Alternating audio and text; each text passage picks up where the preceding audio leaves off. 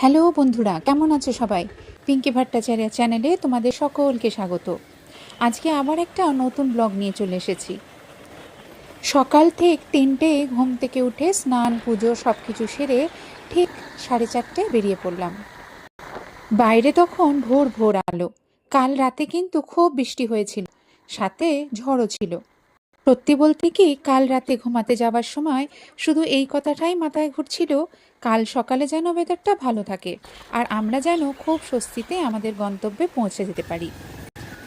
আজকের যাওয়ার প্ল্যানটা কিন্তু একদম হঠাৎ করেই হয়ে গিয়েছিল। ঘুম থেকে উঠে দেখি ওয়েদার একেবারে কুল। এখন আমার গন্তব্য হাওড়া স্টেশন। মনের ভেতরে তখন একটা আলাদাই আনন্দ কাজ করছিল। হাওড়া স্টেশনে পৌঁছে দেখি বোনেরাও ঠিক সময় মতো হাওড়া স্টেশনে এসে পৌঁছে গেছে। এখন আমরা পৌঁছে গেছি হাওড়া স্টেশন। এবার কোথায় যাচ্ছি সেটা এখন বলা যাবে না, পরে বলবো। সত্যি বলতে কি, গাড়িতে যাওয়ার অপশন থাকলেও আমাদের লোকাল ট্রেনের যাওয়ার ইচ্ছাটা ছিল বেশি, কারণ লোকাল ট্রেনের ভাইবটাই একেবারেই আলাদা। ভোর 5:22 আমাদের ট্রেন আছে। মনের মধ্যে তখন এক রাশ উত্তেজনা। অনেক দিন পর আবার হাওড়া স্টেশনে এলাম। পা রাখতেই মনে পড়ে গেল সেই কলেজের দিনগুলো। এই প্ল্যাটফর্ম, এই ভিড়, এই আওয়াজ, কত স্মৃতি, কত গল্প, কত না বলা স্বপ্ন, সব যেন হঠাৎ করেই নতুন করে ফিরে এলো। এক সময় এখান দিয়েই ছুটে যেতাম ক্লাসে, হাতে বই, মনে হাজারটা স্বপ্ন। আজ সময় বদলেছে, কিন্তু হাওড়া স্টেশনটা ঠিক যেন তেমনিই আছে, শুধু আমি একটু বদলে গেছি। আমাদের ট্রেন দিয়ে দিল প্ল্যাটফর্ম নাম্বার 3-এ। খোলা জানালার ধারে বসে ভোরের হাওয়া মুখে এসে লাগছে। তারপর কাল রাতে বৃষ্টি হওয়ায় আজকের আবহাওয়াটা আরো ঠান্ডা হয়ে গেছে।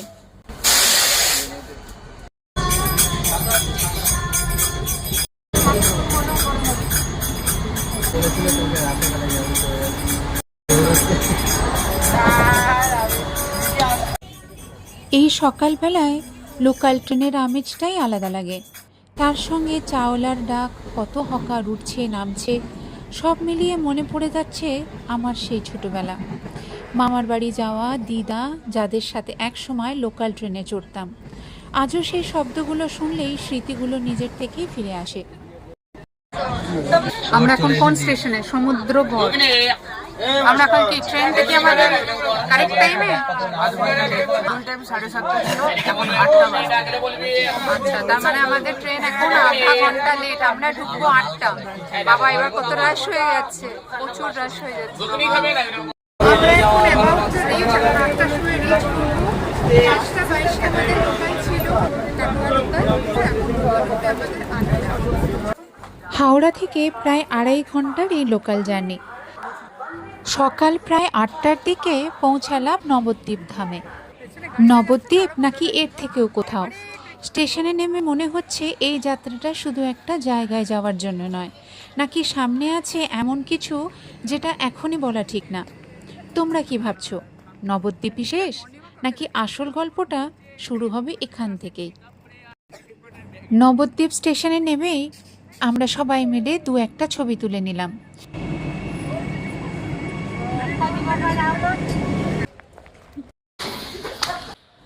এইবার বাবা আসেননি, কারণ যেখানে যাচ্ছি সেখানে শিডিউল খুব প্যাকড, আর বাবার পক্ষে সম্ভব হতো না, তাই বাবা আসেননি। এখন নবদ্বীপ স্টেশন থেকে টোটো ধরে যাচ্ছি ফেরিঘাটের দিকে। কতক্ষণ লাগবে? 10 মিনিট। দাদা, ফেরি পর্যন্ত যেতে কতক্ষণ সময় লাগবে? 10 মিনিট। 10 মিনিট সময় লাগে। গল্প করতে করতে কখন যে ফেরিঘাট পৌঁছে গেলাম নিজেরাই বুঝতে পারলাম না। সমস্যা একটা যান আসুন, এই যে ঘাটান দিকে আমরা পৌঁছে গেছি।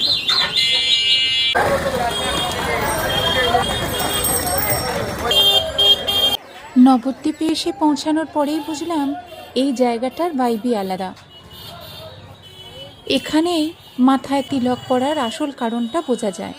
তিলক শুধু একটা চিহ্ন নয়, এটা মনে করিয়ে দেয় আমি কার আশ্রয়ে আছি। মাথায় তিলক পরলে মনটা ধীরে ধীরে শান্ত হয়, চিন্তা অহংকার কমে। পৌঁছে গেছি এখন নবদ্বীপে। এখন ফেরি ধরবো।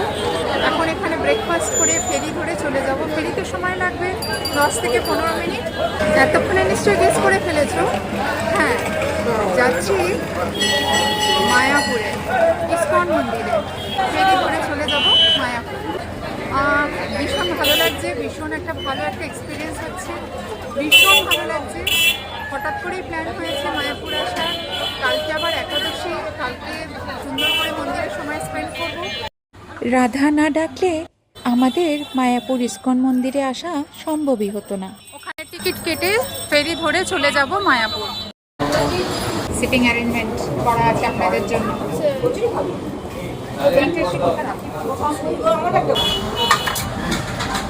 চলে এসেছে কচুরি আর কি এটা ছোলার ডাল, আর এটা নবদ্বীপের ফেমাস দই।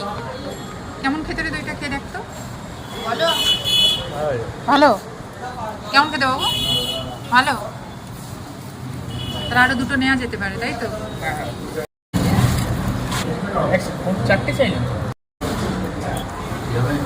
চলে এসেছি এখন নবদ্বীপের ফেরিঘাটের টিকিট কাউন্টারে।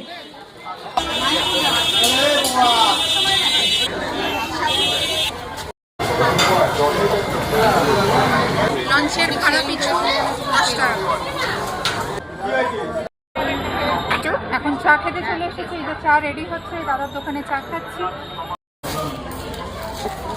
এখানে নবদ্বীপের ফেরিঘাট থেকে মায়াপুর যাওয়ার জন্য 10-15 মিনিট অন্তর অন্তর ফেরি পাওয়া যায়।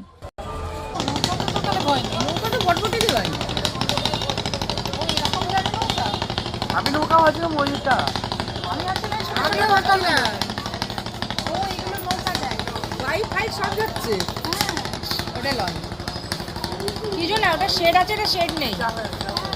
এটা ফুল ভিউ এখান থেকে, হেভি ভিউ। নবদ্বীপ থেকে দুভাবেই পার হওয়া যায়, নৌকা আর লঞ্চ, দুটোই পাওয়া যায়। নৌকায় ভাড়া মাথা পিছু মাত্র 5 টাকা, আর লঞ্চে যেতে হলে 10 টাকা ভাড়া। আচ্ছা, জলের মন্দির যাবেন। আচ্ছা, আর 60 ফুট মহাপ্রভু যাবেন। আচ্ছা। এই 4-5টা দেখবেন। এখন যাচ্ছি লঞ্চ ধরতে। এই এক্সপিরিয়েন্সটা সত্যি অসাধারণ লাগছে। আগেরবারও মায়াপুর এসেছিলাম, কিন্তু গাড়িতে এসেছিলাম, তখন এই অভিজ্ঞতাটা পাইনি।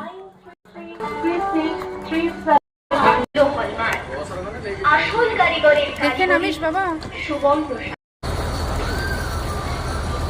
ওই দেখা যাচ্ছে মন্দির। এই হচ্ছে নৌকা, বুঝলি? নৌকার এইটা বোধহয় 5 টাকা করে, বুঝলি? এই নৌকাটা নেয় 5 টাকা করে।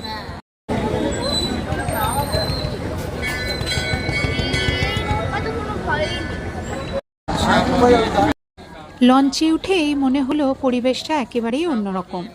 চারপাশে এক ধরনের শান্তি, কেউ প্রণাম করছে আর কেউ আবার হরিনাম জপ করছে। মনে হচ্ছিল এই ভিড়ের মাঝেও যেন ভগবানের খুব কাছাকাছি আছি।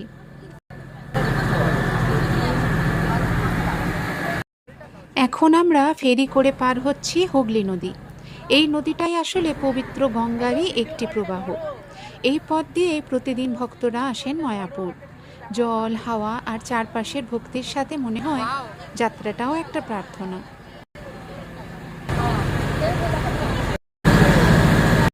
ফেরি পার করেই প্রায় 10-15 মিনিটের মধ্যেই আমরা পৌঁছে গেলাম মায়াপুর। অল্প সময়ের যাত্রাটুকু কিন্তু মনে শান্তি ভরে গেল। কি ফেললো একটা, কি জানি কি ফেললো। হোটেল আমরা আগে থেকে বুক করে রেখেছিলাম। ফেরিতে পৌঁছে হোটেল ওনার লোক পাঠিয়েছিলেন।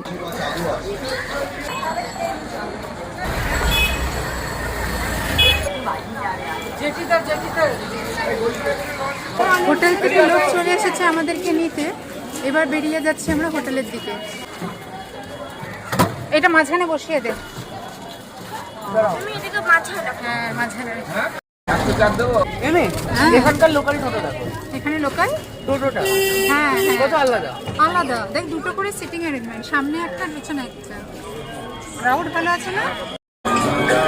এটা শ্রী রাধা শ্যাম সুন্দর মন্দির। ফেরি থেকে নামার পর আমাদের হোটেল মাত্র 5 থেকে 6 মিনিটের পর। চলে এসেছি এখন আমরা হোটেলে। আমি যতক্ষণ বাইরে দাঁড়িয়ে পরিবেশটা একটু উপভোগ করছিলাম, ঠিক ততক্ষণেই ওরা হোটেলের ভেতরে ঢুকে ফ্ল্যাট, কেউ প্রকৃতি দেখছে আর কেউ আবার আগেই ঘর দখল করে।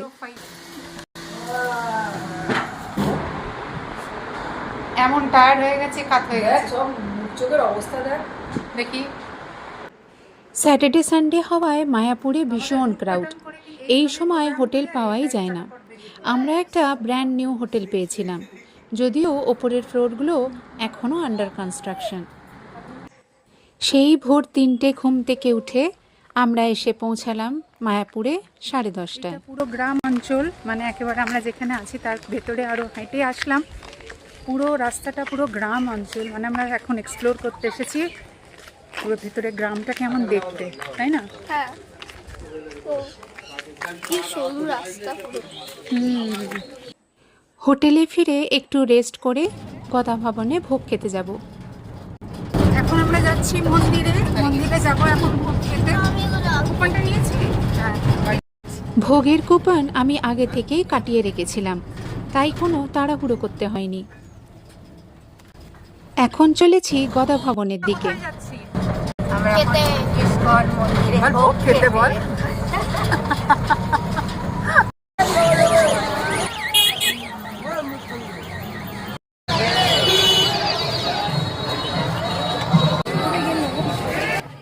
মন্দিরের ভেতরে ঢুকতেই মনের ভেতরটা যেন বদলে গেল। চারিদিকে শুধু হরিনাম কীর্তন। এখানে নাকি 24 ঘন্টায় নাকি হরিনাম জপ হয়। কিছু না বলেও মনটা ভরে যায়। যে কেউ যদি এখানে মায়াপুর এসে না থাকো, অবশ্যই একবার এসে ঘুরে যেও। বিশ্বাস করো, খুব ভালো লাগবে। আমরা চলে এসেছি মন্দির প্রেমাইসেসে। এখন যাচ্ছি গদা ভবনে, ওখানে ভোগের কুপন কাটা আছে। আমরা ওখানে মহাভোগের জন্য টিকিট কেটে রেখেছি, মানে কুপন কেটে রেখেছি। ওখানে গিয়ে এখন আমরা ভোগ খাবো। এখানে মায়াপুরে ইসকন মন্দির, তার ভাইবটাই একদম আলাদা। এখানে আসলে মন প্রাণ একদম সত্যি পুরো জুড়িয়ে যায়। খুব ভালো লাগছে, পরিবেশটা এত সুন্দর লাগছে, কি বলবো।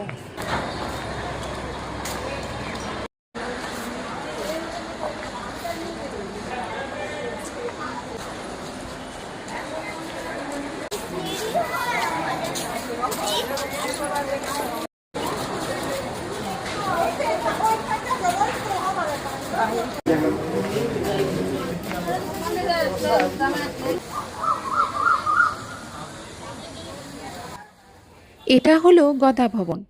মায়াপুরে আসা ভক্তদের থাকার জন্য এটা খুবই পরিচিত আর সুবিধাজনক একটি ভক্তনিবাস। এখানে থাকতে চাইলে অনেক আগেই বুকিং করে রাখা ভালো, কারণ সিজন টাইমে রুম খুব দ্রুত ফুল হয়ে যায়। বুকিং সাধারণত ইসকন মায়াপুরের অফিসিয়াল কাউন্টার বা ওয়েবসাইটের মাধ্যমে করা হয়। মন্দিরের একদম কাছেই থাকার জন্য শান্ত আর ভক্তিময় পরিবেশটা সারাক্ষণ অনুভব করা যায়। এখানে ভক্তদের জন্য ভোগের ব্যবস্থা সাধারণত দুপুরে 12টা থেকে 2টোর মধ্যে আর রাতে 7টা থেকে 9টার মধ্যে ভোগ পরিবেশন করা হয়।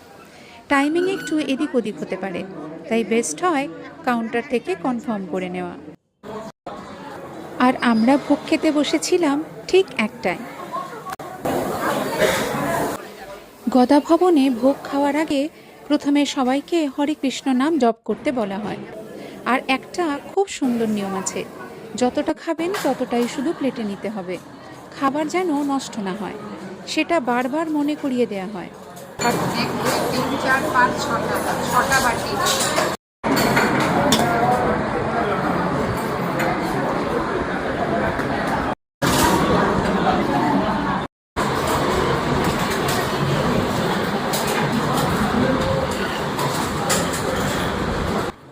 গদা ভবনে ভোগ পরিবেশনটা খুবই সুশৃঙ্খলাভাবে করা হয়। যারা পরিবেশন করেন তারা নিজে হাতে এক এক করে ভোগ দেন। কোথাও বিশৃঙ্খলা নেই, সবটাই শান্ত আর ভক্তিময়। ভোগ পরিবেশনটা নির্দিষ্ট সময়ের মধ্যে হওয়ায় এক এক করে বাটিতে দেয়া হচ্ছিল, তাই পুরো ভোগের ভিডিও একসাথে দেখানো সম্ভব হয়নি।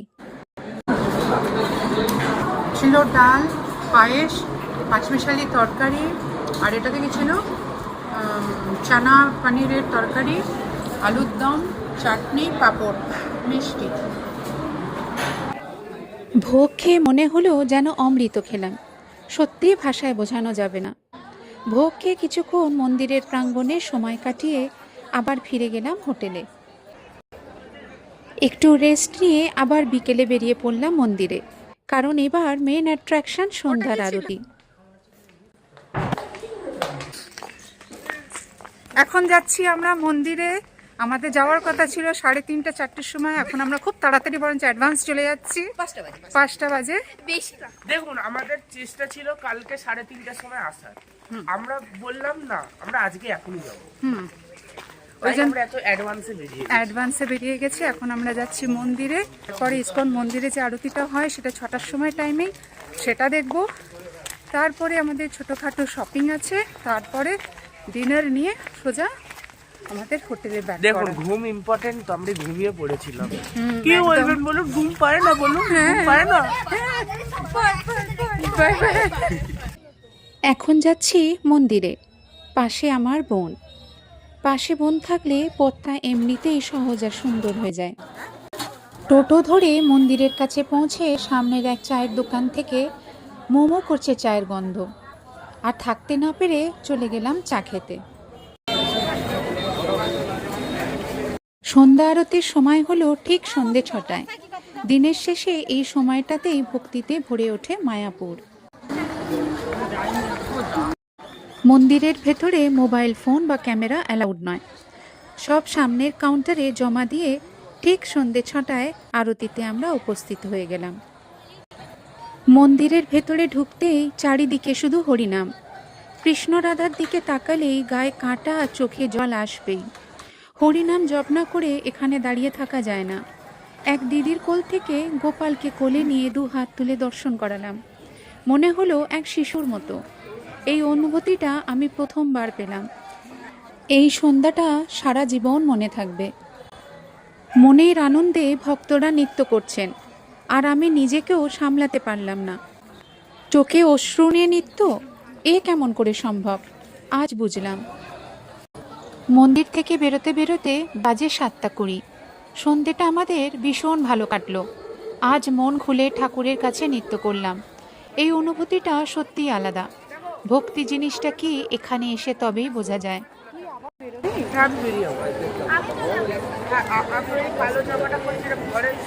অনেকটা কিন্তু হোটেল থেকে অনেকটা হেঁটে আসতে হবে।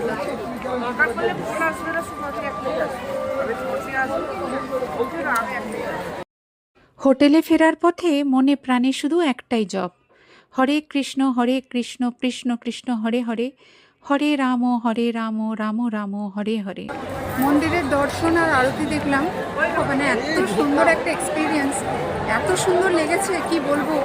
আমি তো পুরো যে ভক্তিতে ডুবেই গেছিলাম। ভেতরে মোবাইল অ্যালাউড নয়, আমরা সবাই মোবাইল জমা দিয়ে ভেতরে গেছিলাম। অসাধারণ এক্সপিরিয়েন্স একটা, মানে এত ভালো লেগেছে কি বলবো। মায়াপুর এসেছিলাম, কিন্তু এই আরতির সময় যে মন খুলে যে নৃত্য করা সেটা করা হয়নি, কিন্তু এবছর এইবার এখানে এসে করেছি। এই ভাবতে ভাবতেই ফিরছিলাম। এত ভক্তি, এত প্রেম। কৃষ্ণের চরণ দুটো যেন শুধু আমার চোখের সামনেই ভাসছিল, আর তার দুটো চোখ, সেখানে কিছুক্ষণ তাকিয়ে থাকলেই চোখে জল এসে যাবেই, কিন্তু কেন সেটা জানি না।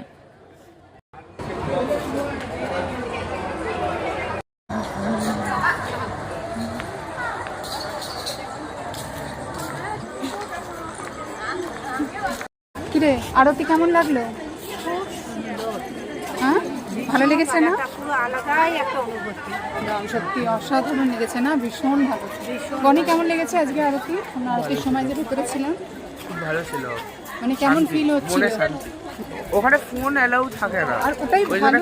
রেকর্ডিং নেওয়া যায়নি। না, রেকর্ডিং নেওয়া যায়নি, কিন্তু ওই সময়টা যে আমরা ভালো, ভিতরে ওখানে ছিলাম, তাহলে সবাই রেকর্ড করতে ব্যস্ত হয়ে যাবে, ব্যস্ত কেউ হয়ে যাবে। ঠাকুরের কাছে যে মনটা দেওয়ার, মানে মন দিয়ে ভক্তি যেটা, সেটা কিন্তু চলে যেত। তো ওখানে আমরা ভেতরে মানে মোবাইল ছাড়াটাই, এটাই একদম ঠিক জিনিস, মানে মোবাইল ভেতরে না এলাও করাটাই ঠিক। তাহলে আমরা ফুল মানে আমরা যতক্ষণ ভেতরে ছিলাম ফুল ডেডিকেশন একদম ভগবানকে আমরা দিয়েছি।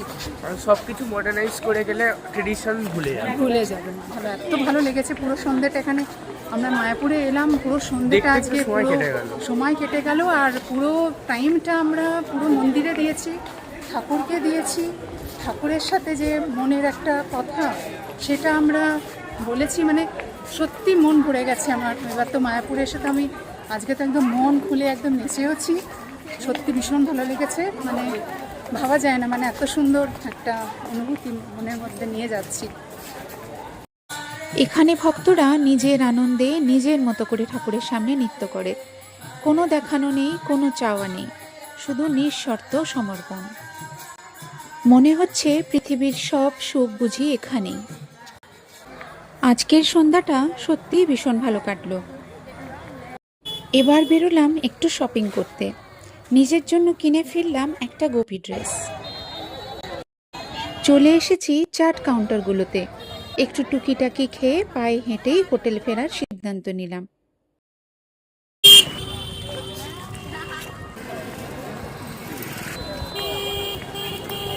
রাত্রে কি খাবো আমরা?